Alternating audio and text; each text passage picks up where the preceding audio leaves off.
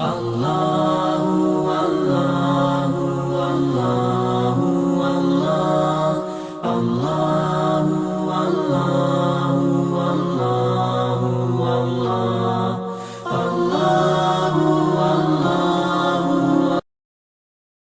پارہ ہے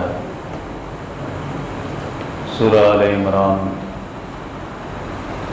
آیت نمبر 20 سے آگے پڑھیں گے۔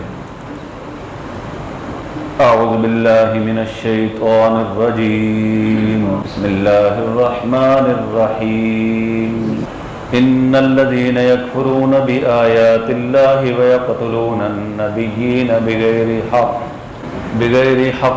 ويقتلون الذين يأمرون بالقسط من الناس فبشرهم بعذاب أليم أولئك الذين حبطت أعمالهم في الدنيا والآخرة وما لهم من ناصرين۔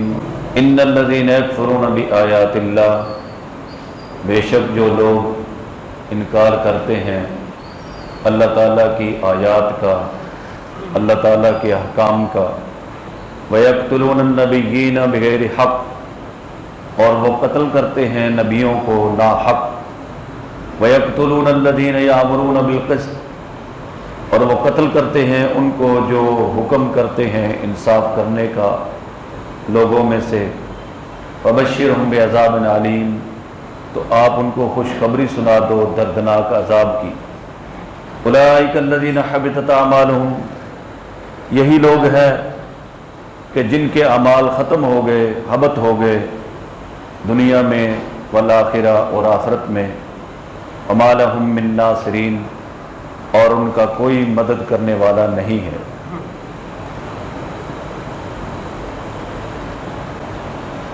ان آیات کے اندر اللہ تعالیٰ نے اہل کتاب خصوصاً یہودیوں کے جو بڑے بڑے جرائم تھے، گناہ تھے، ان کو بیان کیا ہے۔ فرمایا کہ ان الذین یکفرون بآیات اللہ، بے شک جو لوگ کفر کرتے ہیں اللہ تعالیٰ کی آیتوں کے ساتھ،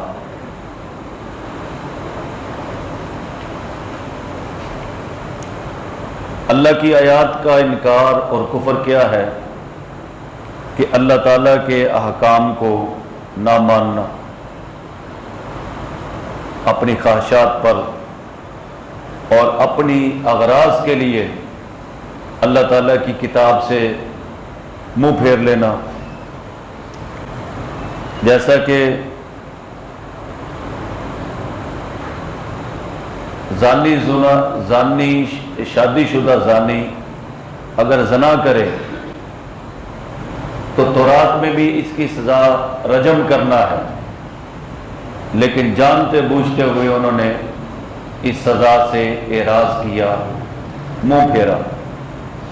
اسی طرح تورات کے اندر نبی پاک صلی اللہ علیہ وسلم کے آنے کی بشارتیں موجود تھیں، لیکن انہوں نے اس قدر حضور کی معرفت حاصل تھی کہ جیسے اپنے بیٹوں کو پہچانتے ہیں، حضور کو اس سے زیادہ پہچاننے کے باوجود انہوں نے انکار کیا۔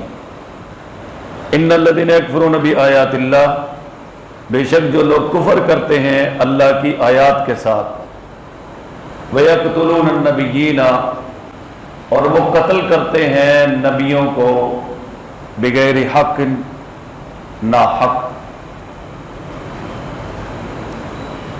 اور انہوں نے، یہودیوں نے، نہ صرف انبیاء کو قتل کیا بلکہ انبیاء کے ماننے والوں کو بھی قتل کیا ان لوگوں، حتیٰ کہ حدیث میں آتا ہے کہ ایک دن میں انہوں نے 43 نبیوں کو قتل کیا اور 120 ان کے صحابیوں کو قتل کیا یہودیوں نے۔ اس قدر یہ مغضوب اور شرارتی لوگ ہیں۔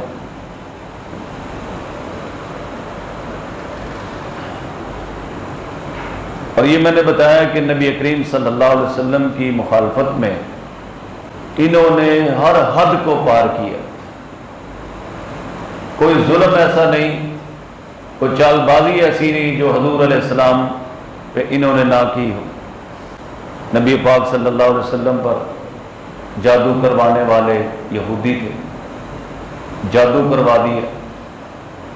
اور اسی طرح ان لوگوں نے نبی کریم صلی اللہ علیہ وسلم کو زہر دیا.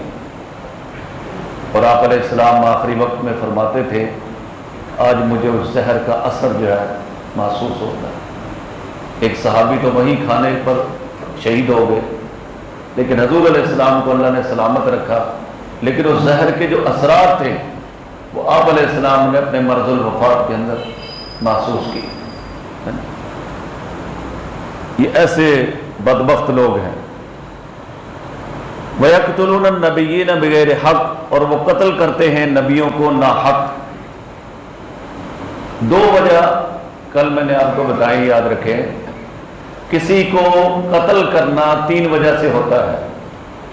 مسلمان ہونے کے بعد کافر ہو جائے، مرتد ہو جائے، پھر قتل کیا جاتا ہے. یا مسلمان ہو، شادی شدہ ہو اور زنا کرے، پھر اسے رجم کیا جاتا ہے. یا تیسری صورت یہ ہے کہ اس نے کسی اور مسلمان کو قتل کیا ہو تو قصاص میں اس کو قتل کیا جاتا ہے. اور انبیاء تو ان تمام چیزوں سے معصوم ہیں، پاک ہیں، انہوں نے تو یہ کام نہیں کیا. اس لیے ان کا جو قتل تھا بغیر حق، وہ ناحق قتل تھا.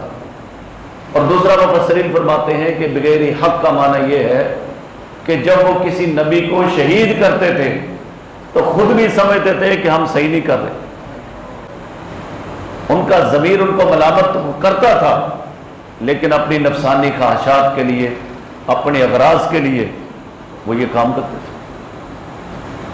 حضرت یحییٰ علیہ السلام کے زمانے میں ایک بادشاہ تھا، اس نے کہا کہ میں اپنی بانجی سے شادی کروں گا. تو حضرت یحییٰ علیہ السلام کو سمجھانے کے لیے گئے کہ تمہارے پاس اور عورتیں موجود ہیں، جہاں چاہو تم شادی کر سکتے ہو، لیکن یہ بانجی کے ساتھ شادی کرنا یہ تو قطعاً جائز نہیں ہے، حرام.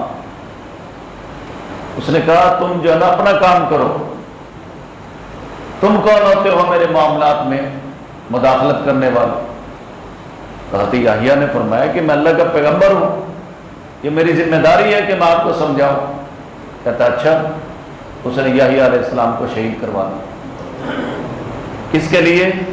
اپنے نفسانی اغراض کے لیے، اپنی جو ہے بیہودہ خواہشات کے لیے. تو انبیاء کو یہ لوگ قتل کرتے تھے ناحق. وَيَقْتُلُونَ الَّذِينَ يَأْمُرُونَ بِالْقِسْطِ، اور وہ قتل کر دیتے ان لوگوں کو جو ان کو انصاف کرنے کا حکم دیتے تھے. اور وہ ظاہر ہے کہ نبیوں کے ماننے والے ہی انصاف کا حکم دیتے تھے.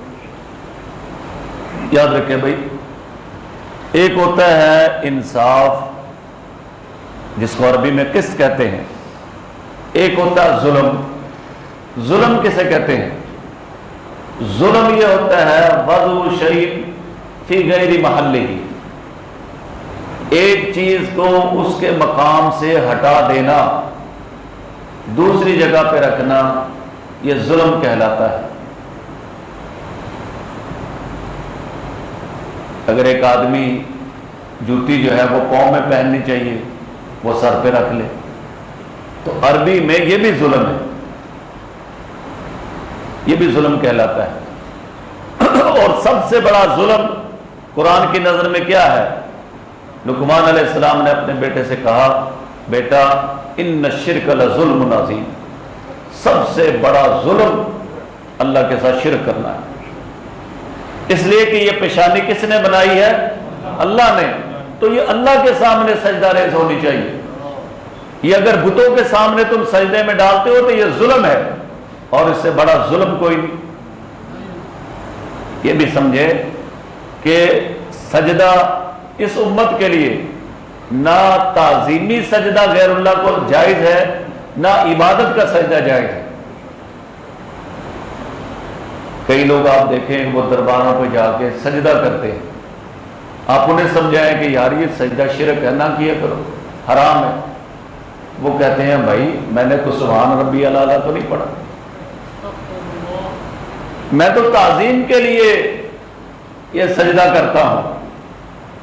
تو پہلی امتوں میں اگر تعظیماً سجدہ جائز تھا، اس امت کے لیے جائز نہیں۔ آدم علیہ السلام کو فرشتوں نے سجدہ کیا تعظیماً، سجدہ عبادت کا سجدہ تو ان کو بھی جائز نہیں تھا۔ یوسف علیہ السلام کو تعظیم کا سجدہ کیا، وہ بھی تعظیماً تھا۔ کہ جو قرآن مجید میں واقعات ہیں وہ بھی سجدہ عبادت نہیں ہے بلکہ سجدہ تعظیم۔ اور نبی کریم صلی اللہ علیہ وسلم نے ارشاد فرمایا کہ اگر اللہ کے سوا کسی کو سجدہ جائز ہوتا تو میں بیوی کو حکم دیتا کہ وہ اپنے خامد کو سجدہ کرے۔ نہ حضور نے اپنی ذات کو سجدہ کروایا، صحابہ کی خواہش کے باوجود وہ چاہتے تھے کہ ہم درباروں میں جب دیکھتے ہیں کہ بادشاہوں کو سجدہ کیا جاتا ہے تو حضور ہم آپ کو بھی سجدہ کرتے ہیں۔ تو آپ نے کیا فرمایا کہ اگر اللہ کے سوا کسی کو سجدہ جائز ہوتا تو میں بیوی کو حکم دیتا کہ وہ خامد کو سجدہ کرے۔ تو جب بیوی کو حکم نہیں دیا گیا تو کسی اور کے لیے یہ حکم جو ہے وہ نہیں ہے۔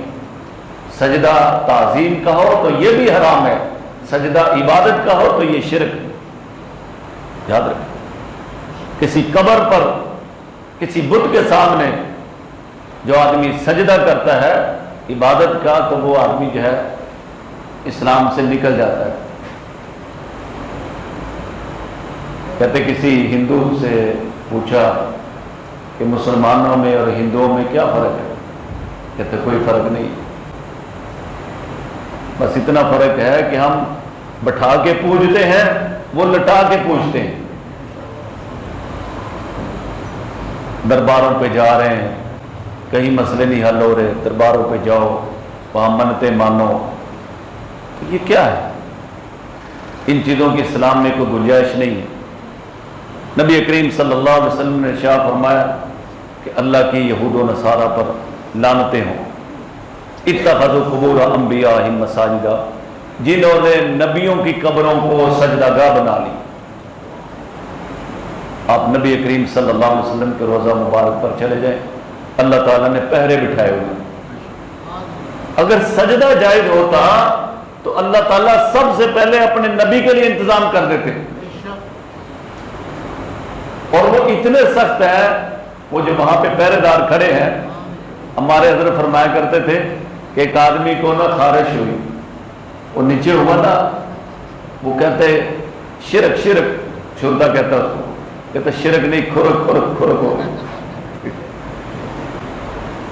ایسے لوگ اللہ نے کھڑے کیے جو رعایت کرتے ہی نہیں ہیں۔ ہاں جی، اللہ کے نبی کی قبر کو اللہ تعالیٰ نے سجدہ گاہ نہیں بننے دیا۔ آپ کبھی اس پر غور کریں نا کہ جو بزرگوں کی قبریں ہوتی ہیں ان پہ لوگ سجدہ کیوں کرتے ہیں؟ کئی قبریں ایسی ہیں لوگ آ کے وہاں پہ طواف بھی کرتے ہیں۔ اس کی وجہ یہ ہے کہ شیطان انسان کا بہت بڑا دشمن ہے۔ ان بزرگوں نے ساری زندگی توحید کی دعوت دی ہوتی ہے، یہ لوگوں کو اللہ سے ملاتے ہیں، توحید پرست ہوتے ہیں۔ اب شیطان زندگی میں تو ان سے بدلہ نہیں لے سکتا، یہ موت کے بعد جو ہے لوگوں کو اس طرف لگا دیتا ہے کہ ان کے سامنے سجدہ کرو۔ یعنی جو بزرگوں کی تعلیمات تھی بالکل اس کے الٹ کرواتا ہے تاکہ اس کے جو انتقام کی آگ ہے نا وہ ٹھنڈی ہو سکے کسی طریقے سے۔ تو نہ سجدہ نبیوں کے لیے جائز ہے، نہ سجدہ جو ہے وہ بزرگوں کی قبروں کے لیے جائز ہے۔ ہاں یاد رکھیں کہ اگر کوئی آدمی اپنے ماں باپ کا ہاتھ چوم لے، بزرگوں کا چوم لے، اپنے استاد کا چوم لے، اس میں کوئی برائی نہیں، لیکن اس کا بھی طریقہ یہ لکھا ہے کہ آپ ہاتھ پکڑ کے ایسے نہ ہو جاؤ بلکہ ہاتھ کو اوپر کر کے اس کو بوسہ دے دو تاکہ اس سے دعا مل جائے، محبت میں اضافہ ہو۔ ماں باپ کے ہاتھ چوم لو، استاد کے ہاتھ چوم لو، اپنے جو بزرگ ہیں ان کے ہاتھ چوم لو، نہیں فرمایا کہ وَيَقْتُلُونَ الَّذِينَ يَأْمُرُونَ بِالْقِسْطِ، اور وہ قتل کرتے ہیں ان لوگوں کو جو حکم دیتے تھے انصاف کا لوگوں میں سے، فَبَشِّرْهُمْ بِعَذَابٍ أَلِيمٍ، تو آپ ان کو بشارت دے دو دردناک عذاب کی۔ آپ نے حدیث سنی ہوگی کہ نبی کریم صلی اللہ علیہ وسلم نے ارشاد فرمایا، اللہ تعالیٰ فرماتے ہیں کہ اے آدم کی اولاد، انی حرمت ظلما علی نفسی وجعلتہ بینکم حراما، اے آدم کی اولاد، میں نے ظلم کرنا اپنے اوپر حرام کیا ہے۔ اللہ تعالیٰ ذرے کے برابر بھی کسی پہ ظلم نہیں کرتے، ایک ذرے کے برابر۔ اللہ تعالیٰ فرماتے ہیں کہ آدم کی اولاد، میں نے اپنے اوپر ظلم کرنا حرام کیا ہے، اور میں نے تمہارے درمیان آپس میں بھی ظلم کرنا حرام کیا۔ اللہ تعالیٰ انصاف کریں نہ کریں، اللہ کو کوئی پوچھ سکتا ہے؟ جب وہ با اختیار ذات کہہ رہی ہے کہ میں اپنی ذات کے لیے میں نے حرام کر دیا، میں کسی پہ ظلم نہیں کرتا، تو بندوں کو بھی اللہ نے اس بات کی اجازت نہیں دی کہ وہ دوسروں پر ظلم کرے۔ فرمایا کہ جو لوگ یہ کام کرتے ہیں، انبیاء کو قتل کرتے ہیں، اللہ کی آیات کا انکار کرتے ہیں، اور جو انصاف کا حکم دیتے ہیں ان کو بھی قتل کرتے ہیں، ایک تو ان کو بشارت دے دو دردناک عذاب کی، اور دوسرا فرمایا اولئک الذین حبطت اعمالہم، وہی لوگ ہیں کہ ان کے اعمال ختم ہو گئے دنیا میں بھی اور آخرت میں بھی۔ یاد رکھیں، آخرت کے اندر سب سے سخت عذاب اس آدمی کو ہوگا جس نے کسی نبی کو قتل کیا ہوگا، یا کسی نبی نے اس کو قتل کیا ہوگا۔ اب یہ تو بات سمجھ آتی ہے کہ نبی کو قتل کرے تو اس کو سخت عذاب ہے، لیکن جس کو نبی قتل کرے اس کو سب سے سخت عذاب کا کیا معنی ہے؟ اس کی ایک وجہ یہ سمجھ آتی ہے کہ نبی کا جو فعل ہوتا ہے وہ وحی کے ذریعے ہوتا ہے، تو جس کو نبی قتل کر رہا ہے معلوم ہوتا ہے اس سے خبیث نفس جو ہے اور کوئی بھی نہیں ہے، ورنہ نبی تو ہمارے نبی جو ہے وہ رحمت للعالمین ہے۔